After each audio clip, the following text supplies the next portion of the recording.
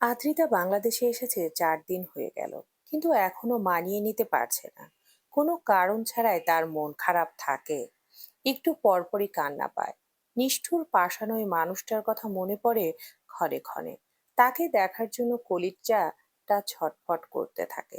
কোথাও একটা লেখা, কোথাও একটা আছে, লেখা পড়েছিল, কাউকে খুব বেশি মনে পড়লে তার সঙ্গে যোগাযোগ করো, কথা বলো। জীবন তো একটাই, আফসোস নিয়ে দুনিয়া ছেড়ে না। এই কথাটা আদ্রিতার মনে সর্বক্ষণ ঘুরতে থাকে। সে আফসোস নিয়ে মরতে চায় না। তাই তো পাষাণ ওই মানুষটিকে ছাড়া থাকতে না পেরে কল করেছিল একবার। সে কল ধরলো না। হাজার হাজার মাইল দূরে চলে এসেছে, তবুও ওই মানুষটার ইগনোর করা কমছে না। নিজেকে প্রকাশ করছে না। কেন? তবে কি সত্যিই সে আদ্রিতাকে ভালোবাসে না? কোনো ফিলিংস নেই ওর প্রতি?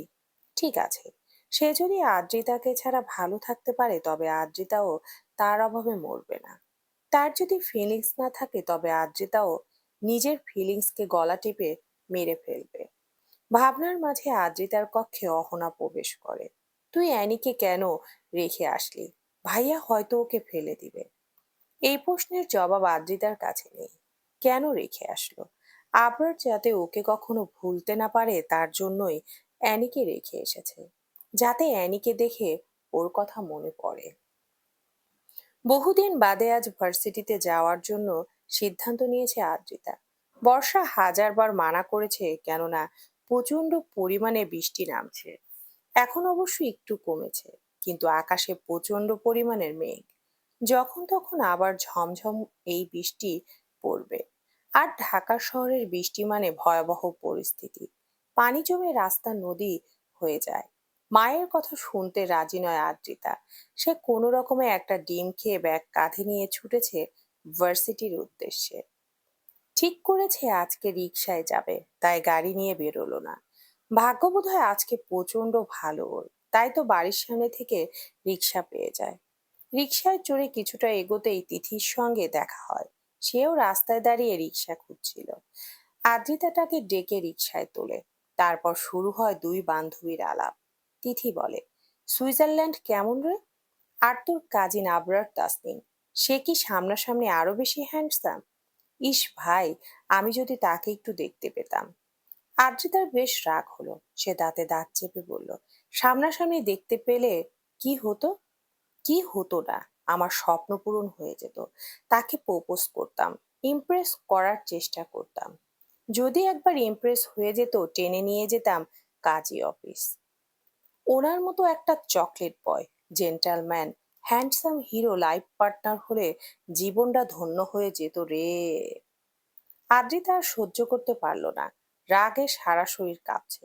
ধাক্কা মেরে রিক্সা থেকে ফেলে দেয় তিথিকে। বৃষ্টি নামার ফলে রাস্তাঘাটে কাদা জমে আছে। সেই কাদার মধ্যেই পড়ল তিথি, যার ফলে খুব বেশি ব্যথা পেল না।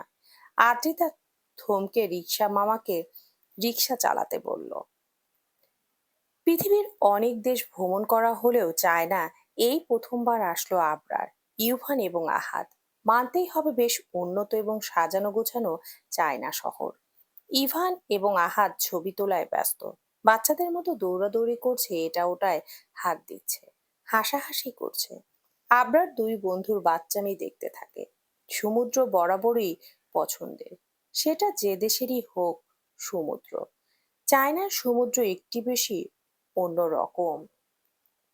Abrar Tasnin, what a present surprise!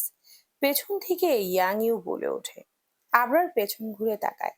মেয়েটিকে দেখে হাসার চেষ্টা করে, বা নিজেকে একটু আন্তরিক বলে প্রমাণিত করতে চায়, তবে ব্যর্থ হয়। যেটা সে নয় সেটা সে দেখাতে পারে না। ইয়াং ইউ এগিয়ে আসলো। মানতে হবে মেয়েটা বেশ সুন্দরী এবং গোছানো। আবরার ভনিতা ছাড়াই বলে, I need your help. Yang Yu হাসে। You know what? গোটা পৃথিবীর 1 নম্বর সুন্দরী আমি। মিস ওয়ার্ল্ডের মুকুট আমার মাথায়।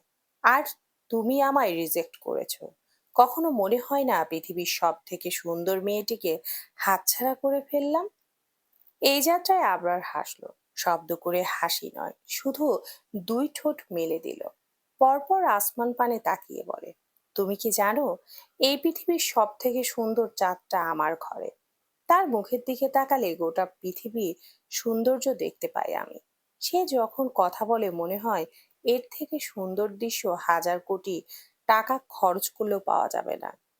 হতে পারো তুমি সুন্দরী, তাদের কাছে কিছুই না। মিস ওয়ার্ল্ডের মুকুট তোমার মাথায় থাকতেই পারে, তবে আমার চাঁদের মাথায় আছে আবরার তাসনিনের হাত, যেটা মুকুটের থেকেও শতগুণ বেশি মূল্যবান। ইয়াংইউ বলার মতো আর কোনো কথা খুঁজে পায় না। সে আবরার তাসনিনকে পাওয়ার স্বপ্ন দেখছে না, তবে বাংলাদেশের এক সাধারণ মেয়ের কাছে হেরে যাচ্ছে এটাই মানতে পারছে না। গোটা পৃথিবীতে এমন কোনো ছেলে নেই যে তাকে পাওয়ার স্বপ্ন দেখে না। সে চাইলেই ছেলেদের লাইন লেগে যাবে। সেই ইয়াং ইউকে রিজেক্ট করে আবরার তাসনিন সাধারণ, অতি সাধারণ একটা মেয়েকে নিয়ে মেতে আছে। এটা মেনে নেওয়া সহজ? তবু নিজের রাগটা কন্ট্রোল করে ইয়াং ইউ বলে, তোমরা চাইলে আমার বাড়িতে থাকতে পারো। এক- একদম সেফলি থাকতে পারবা। আর কি কি হেল্প লাগবে জাস্ট বলো, আমি আমার 100% দিয়ে চেষ্টা করব। আবরার সম্মতি প্রকাশ করলো। ইভান এবং আহাদ এতক্ষণে ওদের কথা শুনছিল। এইবার ইভান ফিসফিস করে বলে, ভাই, আবরার ইয়াং ইউ এর বাড়িতে থেকে তার বাবাকেই খুন করবে। এইবার আর জান নিয়ে বাড়ি ফেরা হলো না রে। বিয়ে করার আগেই বউ বিধবা হয়ে গেল রে। আমার আর রোমান্স করার স্বপ্ন পূরণ হলো না। আহাদ ধমকের স্বরে বলে, চুপ কর শালা।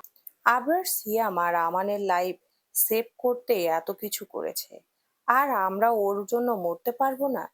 ইভান বিড়বিড় করে বলে, কিসের জন্য কি করেছে একমাত্র আল্লাহ আর ও জানে।